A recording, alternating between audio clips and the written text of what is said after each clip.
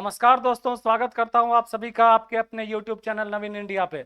मैं हूं नवीन कुमार और आप हैं हमारे साथ आज के करंट अफेयर्स पे चर्चा करने के लिए।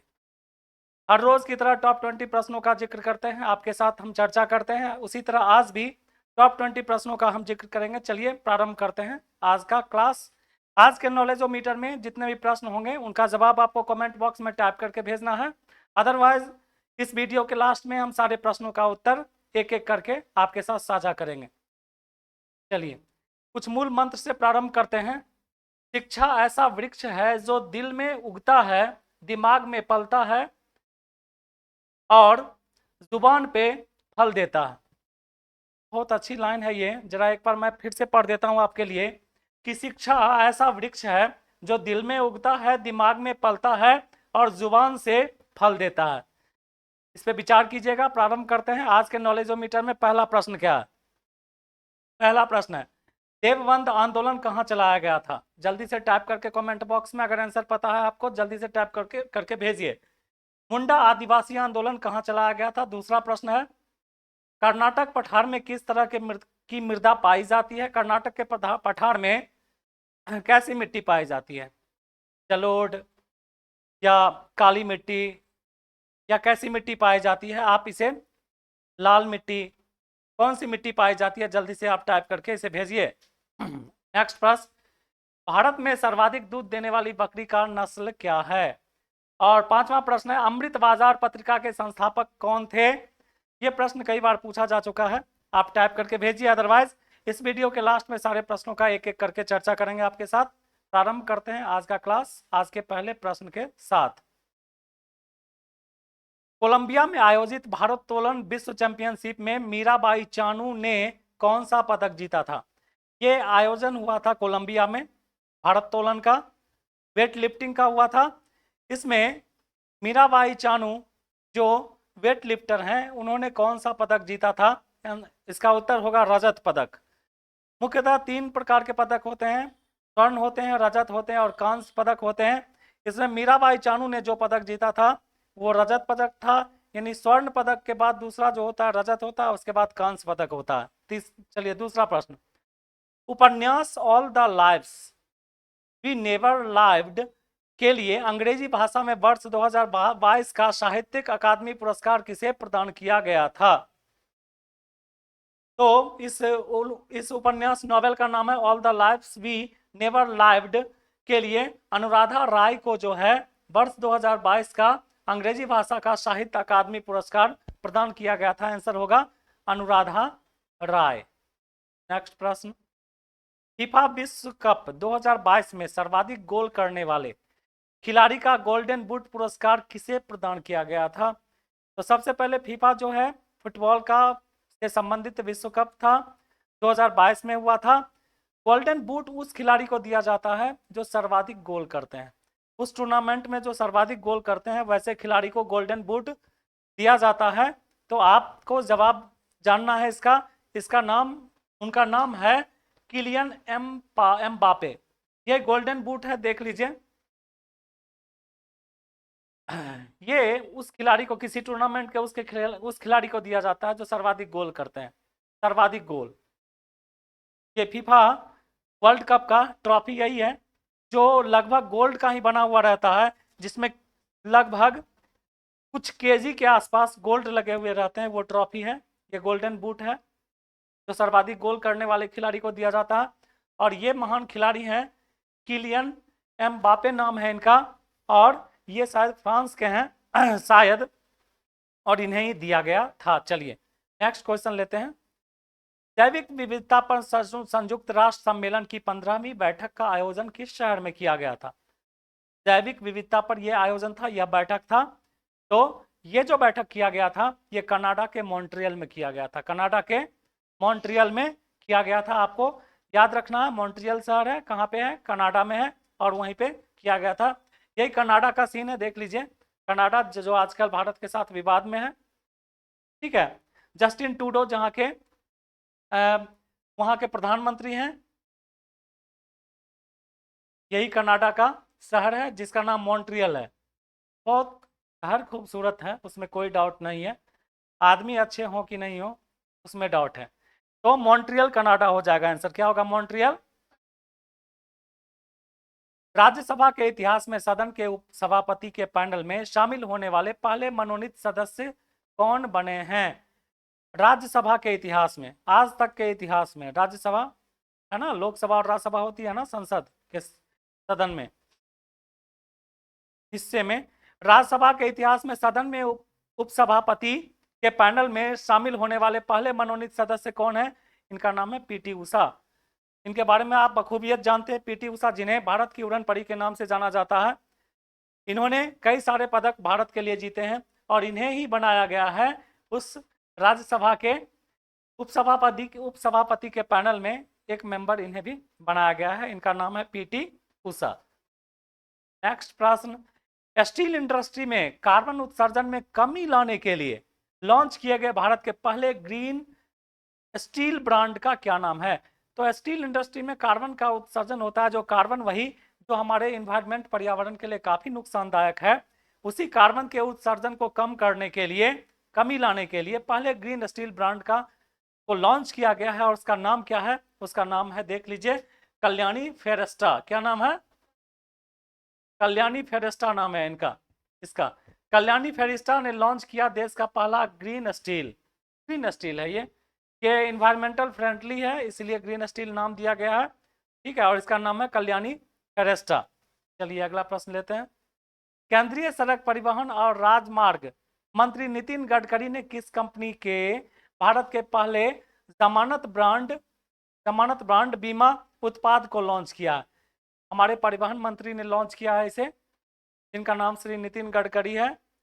ठीक है, किस कंपनी के भारत के पहले जमानत ब्रांड बीमा उत्पाद को लॉन्च किया है? तो इसका आंसर होगा बजाज एलियांज जनरल इंश्योरेंस, यानी इसको बजाज इंश्योरेंस के नाम से जानते हैं और उन्हें ही उसी को लॉन्च किया गया है।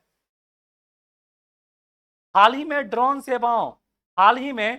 ड्रोन सेवाओं के माध्यम से दवाओं को पहुंचाने वाला पूर्वोत्तर भारत का पहला राज्य कौन सा बन गया? यानी अब आपको उस राज्य के, अगर आप नागरिक होते, आपको दवा की आवश्यकता होती, तो सीधे ड्रोन से वो दवा आपके घर पे पहुंचा दिया जाता, ड्रोन के थ्रू पहुंचा दिया जाता। पूर्वोत्तर भारत का वो राज्य है जिसका नाम मेघालय है। क्या नाम है? मेघालय, जिसकी राजधानी शिलोंग है। यही ड्रोन सेवा है, इसी ड्रोन के जरिए आपके घर तक दवा को पहुंचाया जा सकता है, अगर आप मेघालय के निवासी होते तो। ठीक है, वार से कारोबार तक हर तरफ बढ़ रही है ड्रोन की मांग। आंसर होगा मेघालय। आंसर क्या होगा? दिसंबर 2022 में किस हवाई अड्डे पर भारत के सबसे बड़े बिजनेस जेट टर्मिनल को और देश के पहले चार्टर गेटवे का उद्घाटन किया गया? तो यह जो है सबसे बड़ा, किस हवाई अड्डा पर सबसे बड़ा बिजनेस जेट टर्मिनल और देश का पहला चार्टर गेटवे का उद्घाटन किया गया है? इसका आंसर होगा कोचीन अंतरराष्ट्रीय हवाई अड्डा। केरल में है। कहाँ पे है? यही है, कोचीन अंतरराष्ट्रीय हवाई अड्डा है। और यहीं पे जो है किस चीज का बिजनेस जेट टर्मिनल, देश के पहले चार्टर गेटवे का उद्घाटन किया गया है? यही वो जगह है, कोचीन अंतरराष्ट्रीय हवाई अड्डा। और ये कहाँ पर है? केरल में। हाल ही में केंद्रीय स्वास्थ्य परिवार कल्याण राज्य मंत्री, केंद्रीय स्वास्थ्य परिवार कल्याण राज्य मंत्री भारती प्रवीण ने राष्ट्रीय मातृत्व कार्यशाला का उद्घाटन कहाँ किया है? आंसर होगा न्यू दिल्ली। आंसर क्या होगा? नई दिल्ली में इसका उद्घाटन किया गया है, तो आंसर होगा नई दिल्ली। दोहा में आयोजित एशियाई स्नूकर चैंपियनशिप 2023 का खिताब किसने? तो ये दोहा, कतर की राजधानी कहाँ है? दोहा, कतर की राजधानी कहाँ है? ठीक है, यहाँ पर स्नूकर चैंपियनशिप 2023 का खिताब किसने जीता? तो आंसर होगा पंकज आडवाणी। पंकज आडवाणी हमारे देश के सबसे अच्छे, सबसे बेहतर जो है स्नूकर खिलाड़ी हैं। ठीक है, जो बिलियर्ड्स, जो मतलब स्नूकर इसी तरह बॉल को मार के खेला जाता है, डंटा से, एक लंबा सा डंटा होता है जिसमें बॉल को मार के, और जैसे कैरम बोर्ड में चारों तरफ मतलब ये गैप दिया रहता है, वहीं पे बॉल को गिराना रहता है, इसमें भी वहाँ गोटी को गिराना रहता है, यहाँ बॉल को गिराना रहता है। यही इनका नाम पंकज आडवाणी है। भारत सरकार के किस पहल को संयुक्त राष्ट्र की 10 शीर्ष फ्लैगशिप पहल में शामिल किया गया है? तो टॉप 10 जो है, तो आपको संयुक्त राष्ट्र यूनाइटेड नेशन के फ्लैगशिप में शामिल किया गया है? आंसर होगा इसका नमामि गंगा परियोजना को। नमामि गंगा परियोजना गंगा से संबंधित एक ऐसी परियोजना है जिसमें गंगा के साफ सफाई, रख रखाव, देखरेख से संबंधित काम किए जाते हैं ताकि गंगा लंबे समय तक गंदा ना हो। इस बात के लिए ये जो है परियोजना शुरुआत की गई है और इसे ही शामिल किया गया है। इस परियोजना का नाम है नमामि गंगा परियोजना। चलिए अगला क्वेश्चन लेते हैं। भूजल पर संयुक्त राष्ट्र जल शिखर सम्मेलन 2022 का आयोजन कहाँ किया गया है? तो ये जल से संबंधित आयोजन है, यानी जल की सुरक्षा, उसके देखरेख, जल की कमी को दूर करने के लिए हर आदमी तक जल पहुंचाने से संबंधित है। और इसका जो है आयोजन बैठक पेरिस में किया गया है। कहाँ किया गया है? पेरिस, वही जो फ्रांस की राजधानी है, वही पेरिस है जहाँ पर एफिल टावर है। वही एफिल टावर जिसे प्यार का प्रतीक माना जाता है, जैसे हमारे यहाँ ताजमहल है उसी तरह उसे भी माना जाता है। वहां पर जाके फोटो खिंचवाने का शौक हर किसी का होता है, एफिल टावर के पास जो पेरिस में स्थित है, और वहीं पे ये आयोजन किया गया है। हाल ही में किस राज्य सरकार ने वन डिस्ट्रिक्ट वन स्पोर्ट योजना शुरू की है? एक डिस्ट्रिक्ट एक स्पोर्ट्स, एक जिला एक खेल, ठीक है। और इसका आयोजन इसको प्रारंभ करने वाले राज्य है उत्तर प्रदेश। क्या नाम है उस राज्य का? उत्तर प्रदेश राज्य है जहां पे ये परियोजना प्रारंभ की गई। योगी गवर्नमेंट मसल one district one sport scheme, one district one sport scheme लिखा हुआ देख लीजिए। हाल ही में विदेश में प्रवासी कामगारों को $100 अरब का पेंशन प्राप्त करने वाला दुनिया का पहला देश, मतलब वहां पे काम करने वाले को $100 अरब का जो है पेंशन प्राप्त हुआ है। और वो किस देश के नागरिक हैं? तो आंसर होगा भारत। किस देश के नागरिक हैं? आंसर होगा भारत। चलिए, दिव्यांग के लिए एक अलग विभाग का उद्घाटन करने वाला भारत का पहला राज्य कौन सा हो गया? तो दिव्यांग के लिए, दिव्यांग जो पैरालाइज्ड होते हैं उनकी बात किया जा रहा है, तो दिव्यांग के लिए एक अलग विभाग का उद्घाटन करने वाला भारत का पहला राज्य महाराष्ट्र। इसकी राजधानी कहाँ है? मुंबई। कहाँ है? मुंबई। और ये जो है अरब सागर के तट पर बसा हुआ है, भारत का एक मतलब राज्य है। भारत की मुंबई को भारत की वित्तीय राजधानी भी बोला जाता है। मुंबई को भारत की वित्तीय राजधानी भी बोला जाता है। भारत का फिल्म इंडस्ट्री बॉलीवुड कहाँ पे स्थित है? तो मुंबई में स्थित है। कहाँ पे स्थित है? मुंबई में स्थित है। फीफा विश्व कप, फीफा विश्व कप इतिहास में पुरुषों के टूर्नामेंट में पहली महिला रेफरी कौन बनी है? तो फीफा हमने पहले बता दिया, फुटबॉल से संबंधित वर्ल्ड कप था, ठीक है। इसके इतिहास में पहली बार पहली महिला रेफरी बनी है। जो रेफरी उस खेल को मैदान में रह के गाइड करती हैं, देखती हैं, उनका नाम है स्टेफनी फ्रीफर्ट। क्या नाम है? स्टेफनी फ्रीफर्ट। पहली बार भारतीय नौसेना दिवस समारोह राष्ट्रीय राजधानी दिल्ली के बाहर कहां आयोजित किया? तो राष्ट्रीय नौसेना ये दिवस समारोह है और यह जो है पहली बार कहां आयोजित किया गया है? कहां से बाहर? दिल्ली से बाहर, राजधानी दिल्ली से बाहर। आंसर होगा विशाखापट्टनम। आंसर क्या होगा? विशाखापट्टनम में आयोजित किया गया।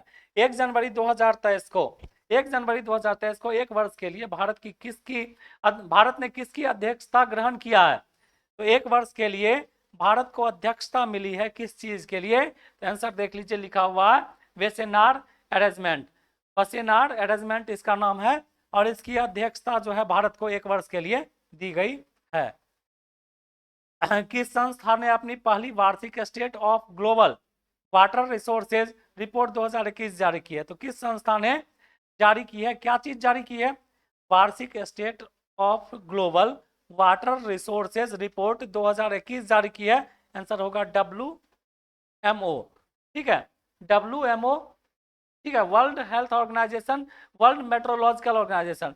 WMO का फुल फॉर्म क्या होता है?